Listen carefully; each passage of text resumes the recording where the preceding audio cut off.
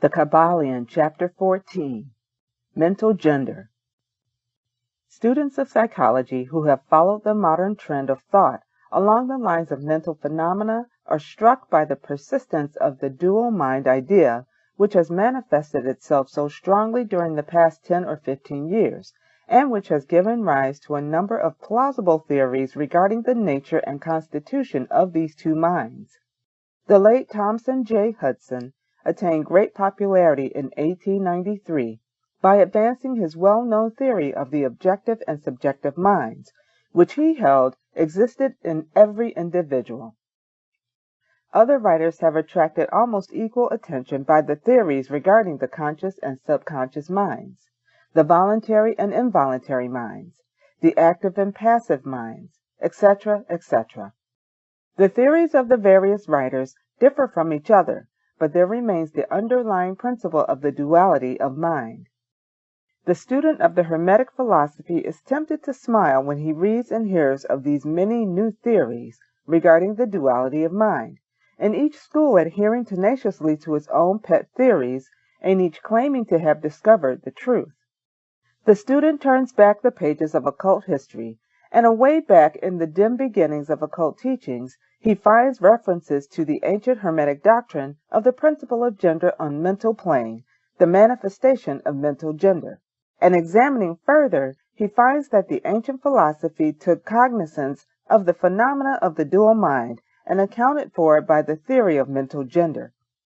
This idea of mental gender may be explained in a few words to students who are familiar with the modern theories just alluded to. The masculine principle of mind corresponds to the so-called objective mind, conscious mind, voluntary mind, active mind, etc. And the feminine principle of mind corresponds to the so-called subjective mind, subconscious mind, involuntary mind, passive mind, etc. Of course, the Hermetic teachings do not agree with the many modern theories regarding the nature of the two phases of mind, nor does it admit many of the facts claimed for the two respective aspects. Some of the said theories and claims being far-fetched and incapable of standing the test of experiment and demonstration. We point to the phases of agreement merely for the purpose of helping the student to assimilate his previously acquired knowledge with the teachings of the Hermetic philosophy. Students of Hudson will notice the statement at the beginning of his second chapter of the Law of Psychic Phenomena that the mystic jargon of the Hermetic philosophers discloses the same general idea, i.e., the duality of mind. If Dr. Hudson had taken the time and trouble to decipher a little of the mystic jargon of the Hermetic philosophy, he might have received much light upon the subject of the dual mind, but then perhaps his most interesting work might not have been written. Let us now consider the Hermetic teachings regarding mental gender. The Hermetic teachers impart their instruction regarding this subject by bidding their students examine the report of their consciousness regarding their self. The students are bidden to turn their attention inward upon the self dwelling within each. Each student is led to see that his consciousness gives him a first report of existence of his self. The report is, I am. This at first seems to be the final words from the consciousness, but a little further examination discloses the fact that this I am may be separated or split into two distinct parts, or aspects, which while working in unison and in conjunction, yet nevertheless may be separated in consciousness. While at first there seems to be only an I existing, a more careful and closer examination reveals the fact that there exists an I and a me. These mental twins differ in their characteristics and nature, and an examination of their nature and the phenomena arising from the same will throw much light upon many of the problems of mental influence. Let us begin with the consideration of the me, which is usually mistaken for the I by the student, until he presses the inquiry a little further back into the recesses of consciousness. A man thinks of his self in its aspect of me as being composed of certain feelings, tastes, likes, dislikes, habits, peculiar ties, characteristics, etc., all of which go to make up his personality or the self known to himself and others. He knows that these emotions and feelings change, are born and die away, are subject to the principle of rhythm and the principle of polarity, which take him from one extreme of feeling to another. He also thinks of the me as being certain knowledge gathered together in his mind, and thus forming a part of himself. This is the me of a man. But we have proceeded too hastily. The me of many men may be said to consist largely of their consciousness of the body and their physical appetites, etc. Their consciousness being largely bound up with their bodily nature, they practically live there. Some men even go so far as to regard their personal apparel as part of their me, and actually seem to consider it a part of themselves. A writer has humorously said that men consist of three parts: soul, body, and clothes. These clothes-conscious people would lose their personality if divested of their clothing by savages upon the occasion of a shipwreck. But even many who are not so closely bound up with the idea of personal raiment stick closely to the consciousness of their bodies being their me. They cannot conceive of a self independent of the body. Their mind seems to them to be practically a something belonging to their body, which in many cases it is indeed. But as man rises in the scale of consciousness, he is able to disentangle his me from his idea of body, and is able to think of his body as belonging to the mental part of him. But even then, he is very apt to identify the me entirely with the mental states, feelings, etc., which he feels to exist within him. He is very apt to consider these internal states as identical with himself, instead of their being simply things produced by some part of his mentality and existing within him, of him, and in him, but still not himself. He sees that he may change these internal states of feelings by all effort of will, and that he may produce a feeling or state of an exactly opposite nature, in the same way, and yet the same me exists. And so after a while, he is able to set aside these various mental states, emotions, feelings, habits, qualities, characteristics, and other personal mental belongings. He is able to set them aside in the not me collection of curiosities and encumbrances, as well as valuable possessions. This requires much mental concentration and power of mental analysis on the part of the student. But still, the task is possible for the advanced student, and even those not so far advanced are able to see, in the imagination, how the process may be performed. After this laying aside process has been performed, the student will find himself in conscious possession of a self, which may be considered in its I and me dual aspects. The me will be felt to be a something mental in which thoughts, ideas, emotions, feelings, and other mental states may be produced. It may be considered as the mental womb, as the ancients styled it, capable of generating mental offspring. It reports to the consciousness as a me with latent powers of creation and generation of mental progeny of all sorts and kinds. Its powers of creative energy are felt to be enormous, but still it seems to be conscious that it must receive some energy from either its I companion or else from the other I, ere it is able to bring into being its mental creations. This consciousness brings with it a realization of an enormous capacity for mental work and creative ability. But the student soon finds that this is not all that he finds within his inner consciousness. He finds that there exists a mental something which is able to will that me act along certain creative lines, and which is also able to stand aside and witness the mental creation.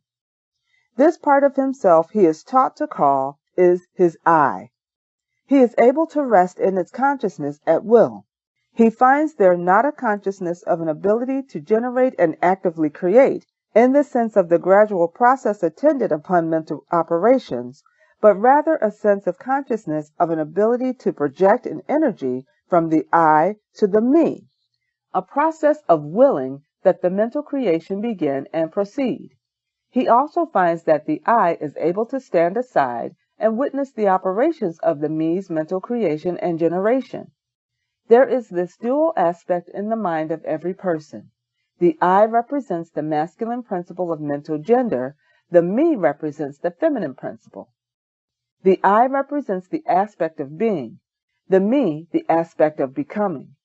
You will notice that the principle of correspondence operates on this plane just as it does upon the great plane upon which the creation of universes is performed. The two are similar in kind, although vastly different in degree. As above, so below. As below, so above. These aspects of the mind, the masculine and feminine principles, the I and the me, considered in connection with the well-known mental and psychic phenomena, give the master key to these dimly known regions of mental operation and manifestation. The principle of mental gender gives the truth underlying the whole field of the phenomena of mental influence, etc.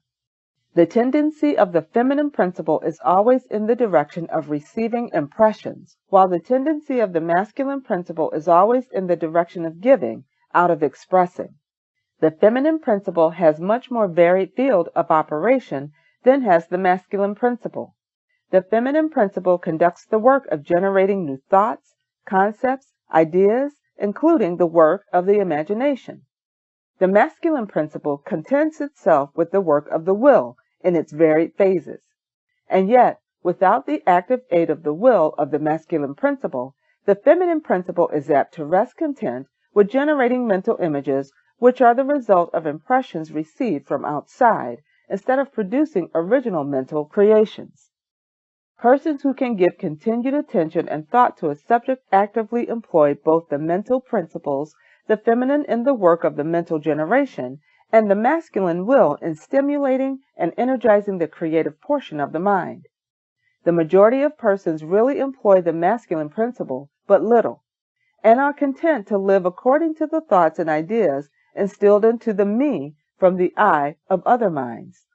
But it is not our purpose to dwell upon this phase of the subject, which may be studied from any good textbook upon psychology, with the key that we have given you regarding mental gender.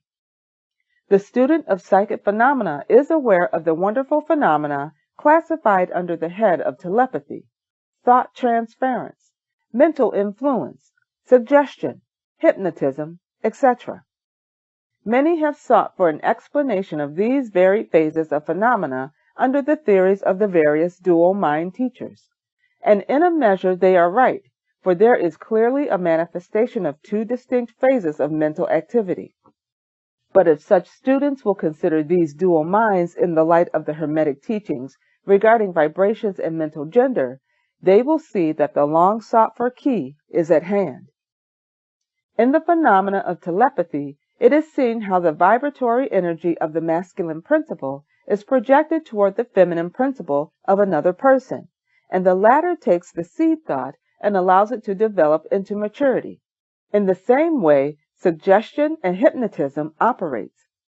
The masculine principle of the person giving the suggestions directs a stream of vibratory energy or willpower toward the feminine principle of the other person, and the latter accepting it makes it its own and acts and thinks accordingly.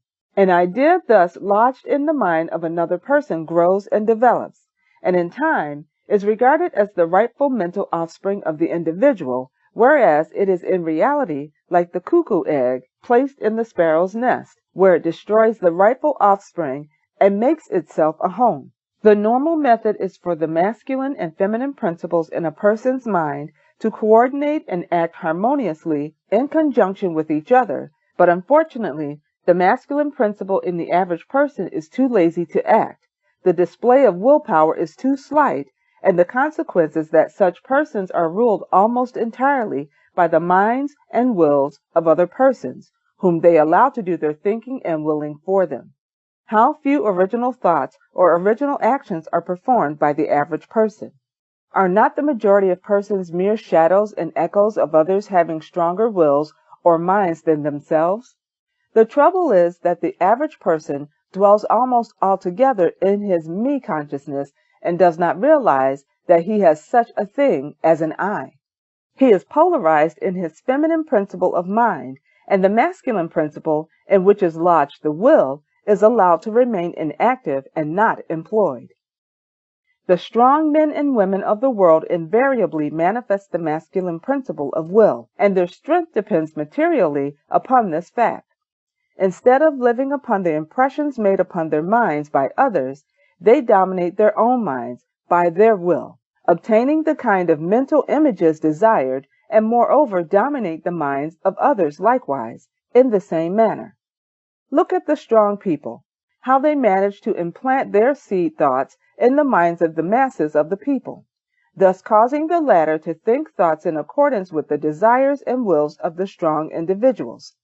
This is why the masses of people are such sheep-like creatures, never originating an idea of their own, nor using their own powers of mental activity. The manifestation of mental gender may be noticed all around us in everyday life. The magnetic persons are those who are able to use the masculine principle in the way of impressing their ideas upon others. The actor who makes people weep or cry as he wills is employing this principle, and so is the successful orator, statesman, preacher, writer, or other people who are before the public attention. The peculiar influence exerted by some people over others is due to the manifestation of mental gender along the vibrational lines above indicated. In this principle lies the secret of personal magnetism, personal influence, fascination, etc., as well as the phenomena generally grouped under the name of hypnotism.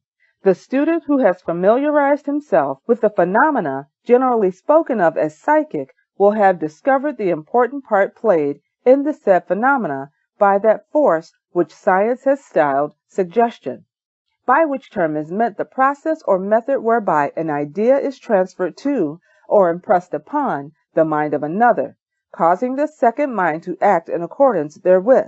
A correct understanding of suggestion is necessary in order to intelligently comprehend the very psychical phenomena which suggestion underlies. But still more is a knowledge of vibration and mental gender necessary for the student of suggestion. For the whole principle of suggestion depends upon the principle of mental gender and vibration. It is customary for the writers and teachers of suggestion to explain that it is the objective or voluntary mind which make the mental impression or suggestion upon the subjective or involuntary mind. But they do not describe the process or give us any analogy in nature whereby we may more readily comprehend the idea. But if you will think of the matter in the light of the Hermetic teachings, you will be able to see that the energizing of the feminine principle by the vibratory energy of the masculine principle is in accordance to the universal laws of nature, and that the natural world affords countless analogies whereby the principle may be understood. In fact, the Hermetic teachings show that the very creation of the universe follows the same law, and that in all creative manifestations upon the planes of the spiritual, the mental, and the physical, there is always in operation this principle of gender, this manifestation of the masculine and the feminine principles. As above, so below. As below, so above. And more than this, when the principle of mental gender is once grasped and understood, the varied phenomena of psychology at once becomes capable of intelligent classification and study, instead of being very much in the dark. The principle works out in practice, because it is based upon the immutable universal laws of life. We shall not enter into an extended discussion of or description of the varied phenomena of mental influence or psychic activity. There are many books, many of them quite good, which have been written and published on this subject of late years. The main facts stated in these various books are correct, although the several writers have attempted to explain the phenomena by various pet theories of their own. The student may acquaint himself with these matters, and by using the theory of mental gender, he will be able to bring order out of the chaos of conflicting theory and teachings, and may, moreover, readily make himself a master of the subject if he be so inclined. The purpose of this work is not to give an extended account of psychic phenomena, but rather to give to the student a master key, whereby he may unlock the many doors leading into the parts of the temple of knowledge which he may wish to explore. We feel that in this consideration of the teachings of the Kybalion, one may find an explanation which will serve to clear away many perplexing difficulties, a key that will unlock many doors.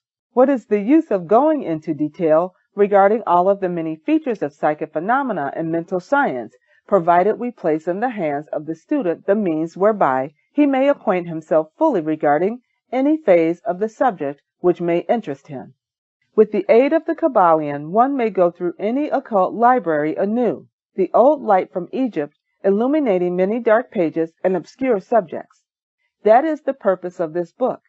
We do not come expounding a new philosophy, but rather furnishing outlines of a great world-old teaching which will make clear the teachings of others, which will serve as a great reconciler of differing theories and opposing doctrines. Peace and blessings to you all.